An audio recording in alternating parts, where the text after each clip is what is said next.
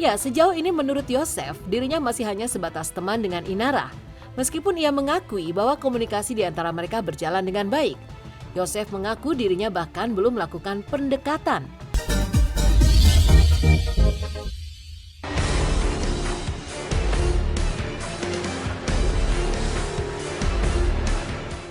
Pemirsa Silet RCTI, badai ujian tengah menerpa kehidupan 3 orang wanita yang sosoknya belakangan tengah menjadi sorotan.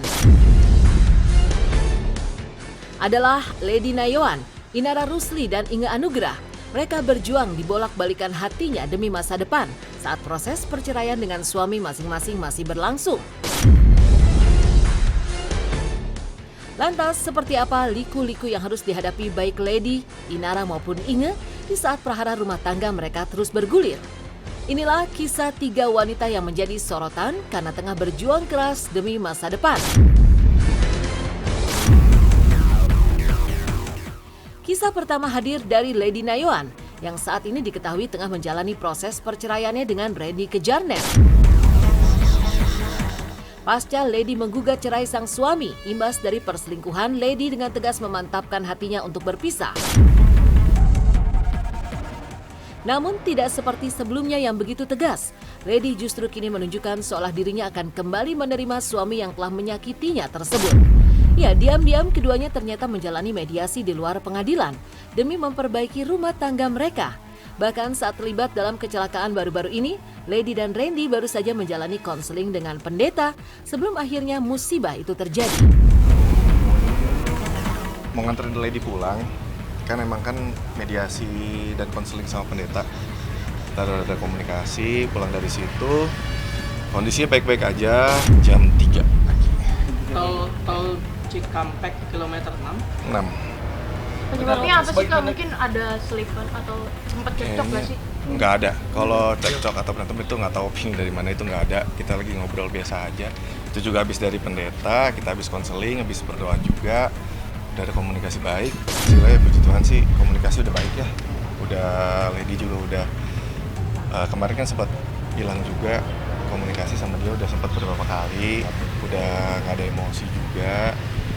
Kita juga udah mulai satu tujuan lah, kayak yaudah yuk gimana kita ngobrolin baik-baik. Udah sebelumnya udah ada 2 kali lah mungkin saat ketemu sama anak-anak di rumah, sekali 2 kali untuk ngobrol. Cuma kan kalau kita konseling sama mediasi sama pendeta kan lebih hati ke hati ya. Ini kan kita dinikahin sama gereja, lebih baik sih Mas.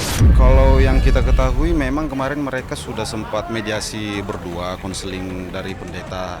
Pas waktu balik ke rumah mereka mengalami kecelakaan tunggal di Tol Jati Bening. Memang sebelumnya Lady selalu mengatakan bahwa dirinya sudah terlalu sakit untuk melanjutkan rumah tangga dengan pria yang telah mengkhianatinya tersebut. Namun di sisi lain, Randy mengaku sejauh ini komunikasinya dengan Lady sudah kembali berjalan dengan baik. Seolah-olah ia memberikan sinyal bahwa Lady menerima permintaan maaf dan dirinya untuk kembali. Namun ditanya soal apakah memang sudah ada perkataan langsung dari sang istri, Randy mengatakan bahwa hal itu belum terjadi.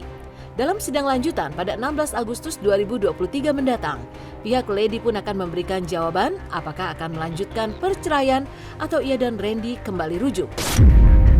Mungkin ya dibalik kecelakaan ini juga ada hikmahnya ya, kita ambil hikmahnya aja, komunikasi juga bisa lebih baik. Terus juga saya juga masih ada kesempatan untuk merawat Lady gitu dari kemarin sampai sekarang sampai seterusnya. Ditunda sampai keadaan Lady juga, doain aja, komunikasi ini udah baik ya, terus baik sampai rujuk. Nah, melunak aja jadi udah lebih ya, doain aja. Kalau sekarang sih aku lebih pikirinnya kondisinya Lady membaik dulu, karena aku juga nggak mau nanya dia banyak-banyak dulu, kasih dia pertanyaan atau ngajak ngobrol panjang-panjang. Yang penting dia baik dulu, kan dari yang awal sampai sekarang kan aku yang rawat tuh, aku yang ngurusin di sana.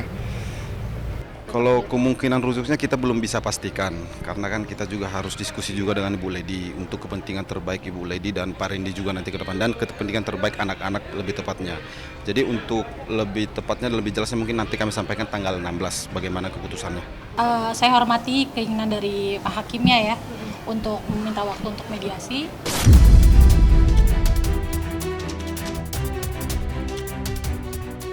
Di balik setiap musibah yang terjadi akan selalu ada hikmah yang tersimpan di dalamnya.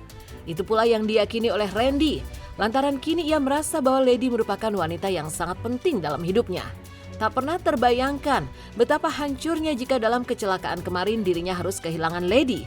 Rasa bersalah pun semakin merasuk, membuat Randy kini berusaha yang terbaik untuk mendampingi dan mengurus Lady, menjalani masa perawatannya pasca musibah kecelakaan yang menerpa.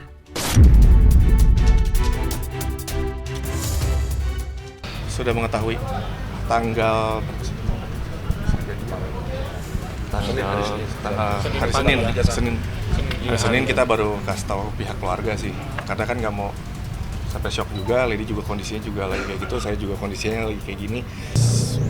Mungkin lebih ngerasa yang saya sadar yang paling penting di dunia dia. Udah, saya nggak bisa deskripsiin lagi itu. Dari kejadian tabrakan sampai di mobil yang orang nolongin itu ya takut ya kenapa-napa itu ya kalau saya cuma ambil hikmahnya aja.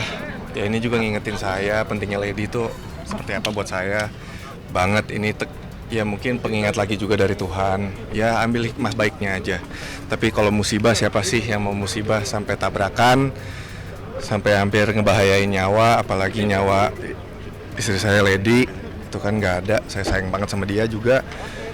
Intinya doain aja, doa yang terbaik ya, semoga. Anak-anak gimana Kak? Anak-anak udah tahu, anak-anak ya baik-baik aja semua.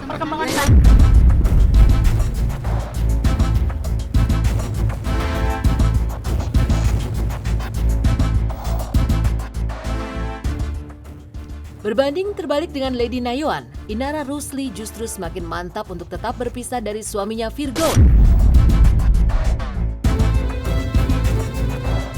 Keduanya pun kini tengah menjalani proses cerai, meskipun di sepanjang perjalanannya penuh dengan lika-liku. Bukan hanya perihal perceraian Inara dan Virgon, bahkan saling melapor ke pihak kepolisian terkait prahara orang ketiga dalam pernikahan mereka. Disinggung terkait perjuangan yang harus dihadapinya. Inara mengaku dirinya berharap proses perceraiannya dengan Virgon segera selesai. Apalagi ia juga sudah merasa lelah, status pernikahannya masih menggantung, padahal ingin segera memulai hidup baru.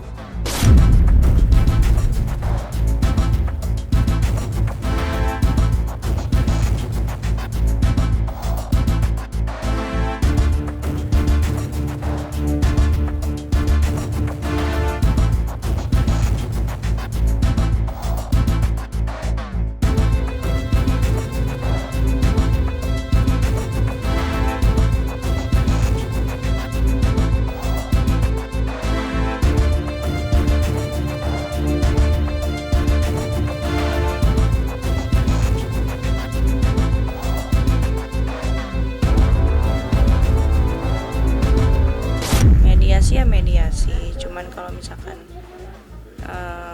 untuk rujuk lagi kayaknya aku rasa nggak bisa, karena dari udah talak rujuknya itu yang secara lisan itu udah sering banget, jadi kayaknya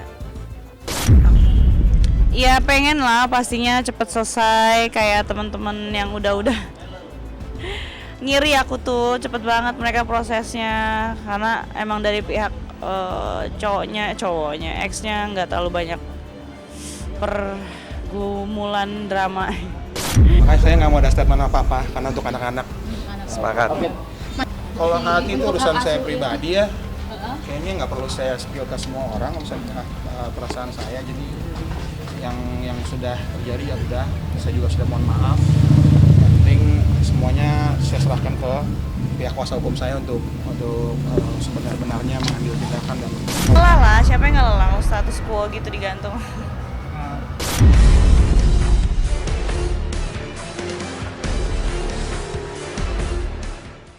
Di tengah perjuangannya mencari keadilan dan masa depan, Inara berusaha untuk tetap menjalani kehidupannya.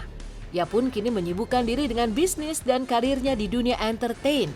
Soal jodoh, setelah ketuk palu nanti Inara berharap dapat bertemu dengan pria yang sesuai dengan kriterianya. Seorang yang bertanggung jawab dan mau mencintai serta menerima anak-anaknya.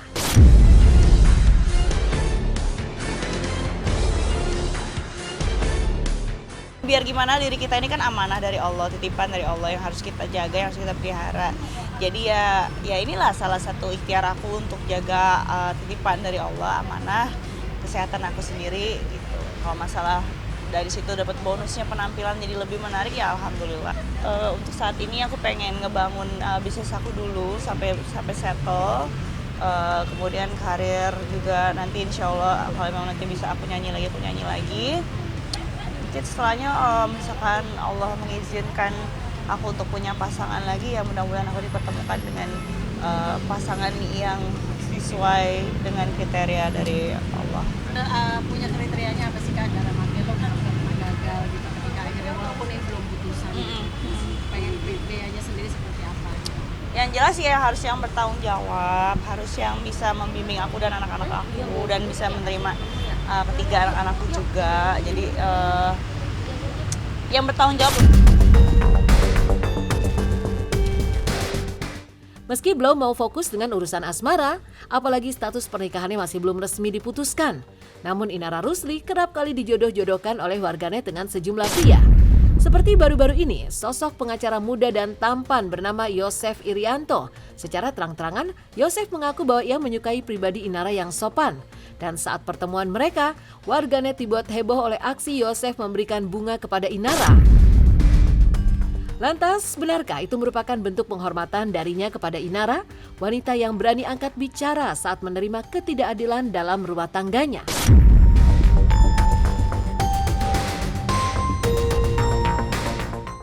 Dia sopan orangnya, bukan mak comblang ya.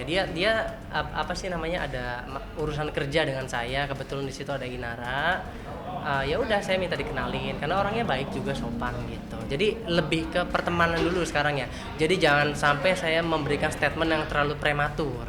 Gak ada Dokter Richard, gimana saya ketemu Inaranya? Kan saya nggak tahu dia ini kebetulan lagi kontak ada di Bogor katanya. Ya udah saya datengin ke sana gitu. As a friend lah.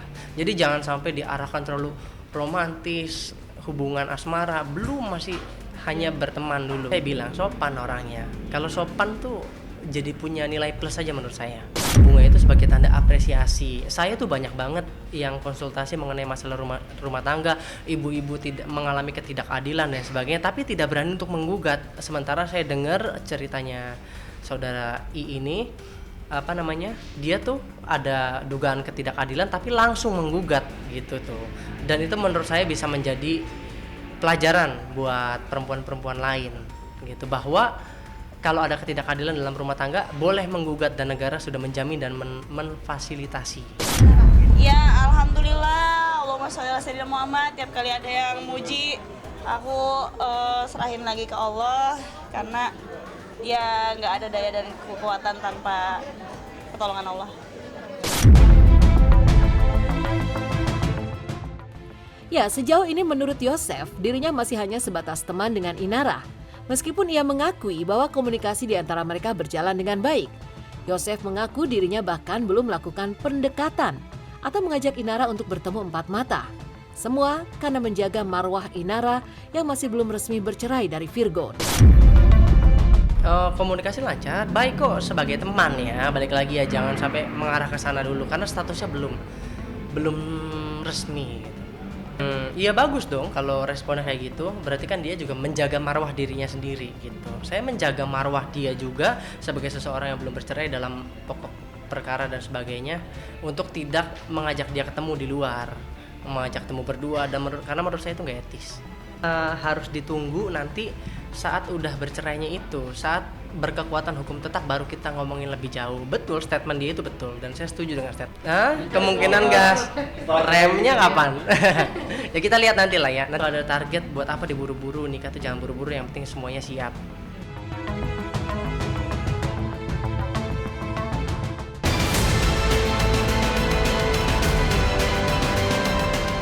Senasib dan seperjuangan dengan Inara Rusli.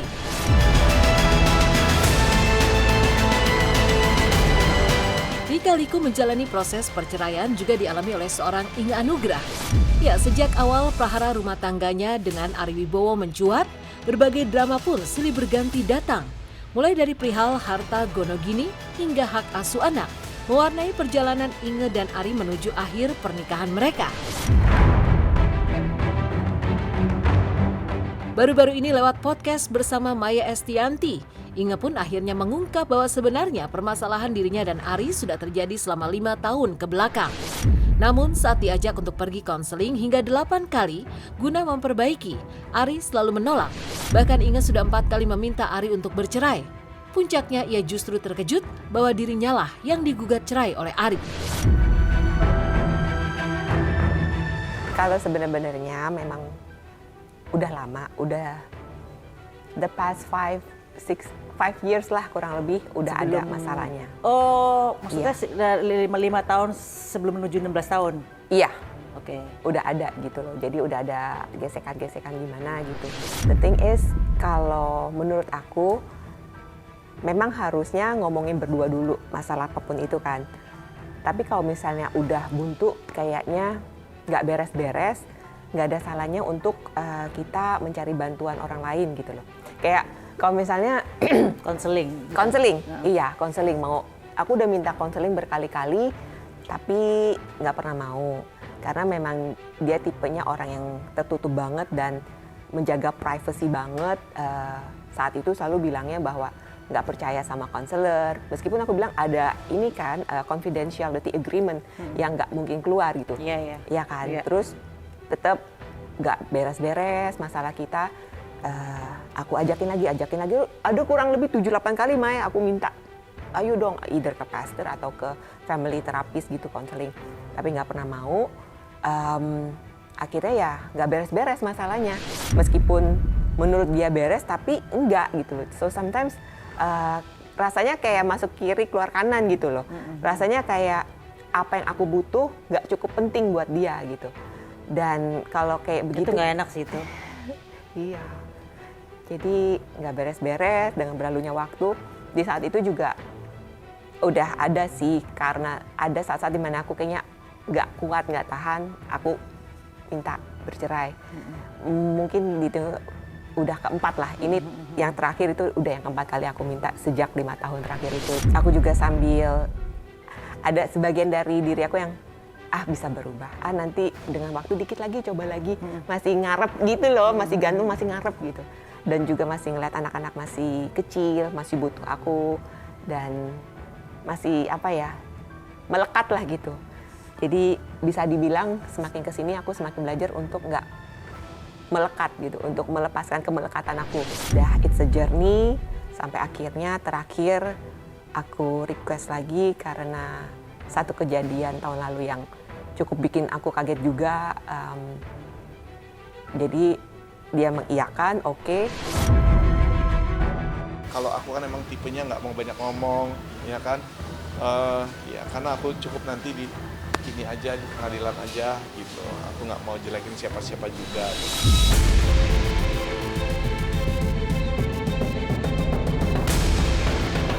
Sebagai seorang istri, Inge Anugrah mengaku bahwa dirinya tidak lagi mendapatkan kasih sayang dari suami yang begitu dicintainya.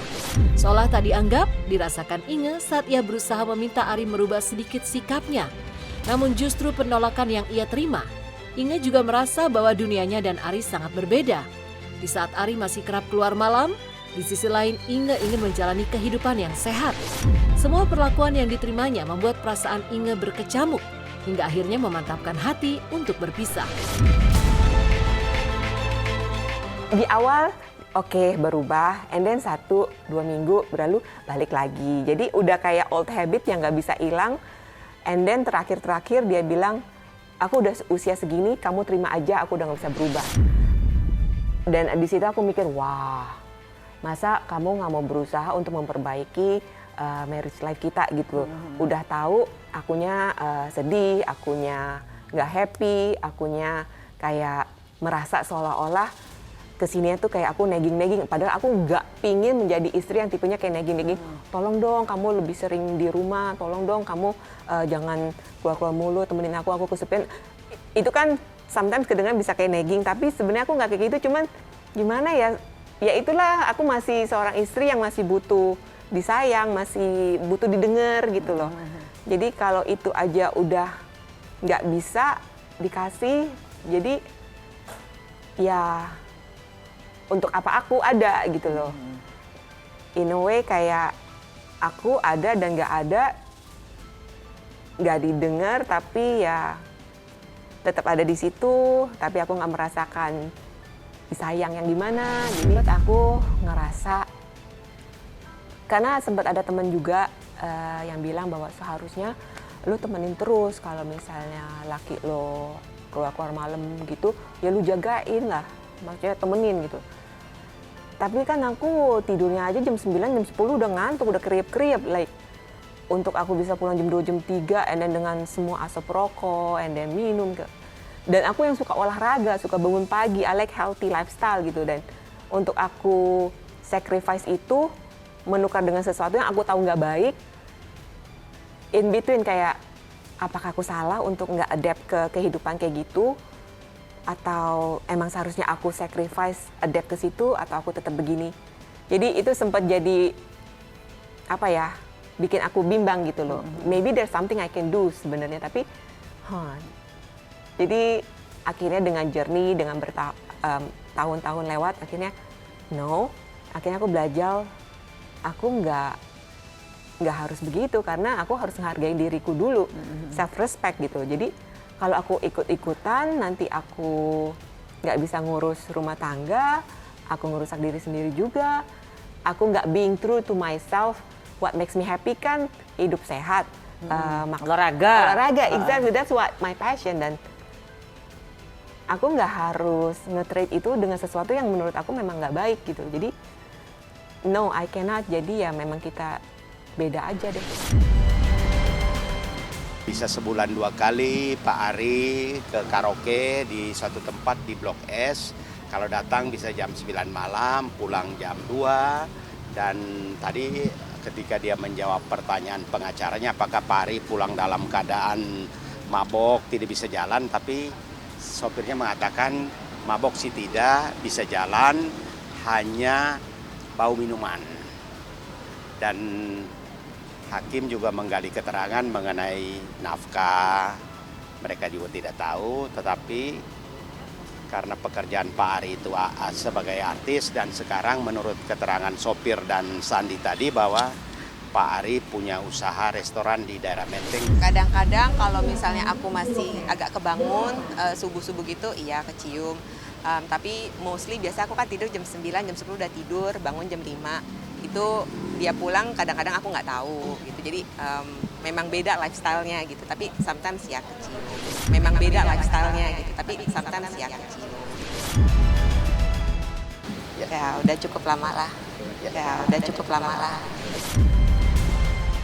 Dibuktikan di persidangan tadi minum alkohol, tapi ditanya mabuk atau tidak mabuk. Jadi saya tambahkan, satu memang Ari mempunyai rencana membuka usaha restoran dan bar gitu ya. Dalam waktu 1 bulan itu cuma 2 kali dia datang ke tempat karaoke. Aku sudah bilang bertahun-tahun berkali-kali bahwa tolong dong kehidupan malamnya dikurangin. Kalau dulu karena dia harus sinetron stripping, yes aku akan support karena dia mencari uang untuk keluarga. Aku masakin, bahkan ke lokasi syuting juga bawa microwave, segala macam aku support.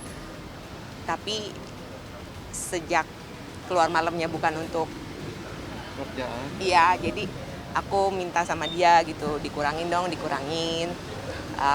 Tapi dia bilang, itu kan untuk dia networking, untuk kerjaan dia harus begitu.